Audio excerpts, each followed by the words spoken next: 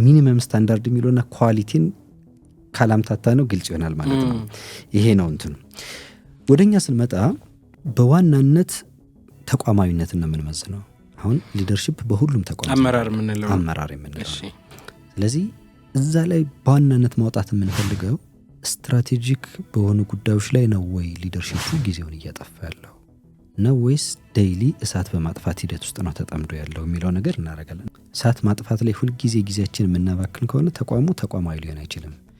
ስትራቴጂክ የሆኑ ጉዳዮች የምንላቸው ከሆኑ ግን የተቋሙን ረጅም ጊዜ ራዕይ መቅረጽ፣ ካልቸሩን ዴቨሎፕ ማድረግ፣ አዳዲስ ሀሳቦችን አዳዲስ የምርት አይነቶችን እንዲወጡ ማድረግ፣ ሰራተኞች ላይ የሚታየውን ነገር ኢንተርናል ከስተመር ሳቲስፋክሽን ኤንጌጅ ማድረግ፣ ኤክስተርናል ያሉ ከስተመሮች ምንድነው ስለኛ ተቋም ስለኛ ምርት ያላቸው ነገሮች የሚለውን ሁል ጊዜ እንደ ሚቲንግ በስብሰባ ሲገናኙ እነዚህ ነገሮች ላይ ፎከስ ያደርጋሉ ወይ፣ አቅጣጫ ይሰጣሉ ወይ፣ ያለችውን ትንሽ ሪሶርስ ስትራቴጂክ በሆኑ ግቦቻቸው ላይ ኢንቨስት ያደርጋሉ ወይ ነው የሚያገኘውን ሪሶርስ በአግባቡ ነው ወይ ለስትራቴጂክ ግቦች መሳካት እየተጠቀመ ያለው።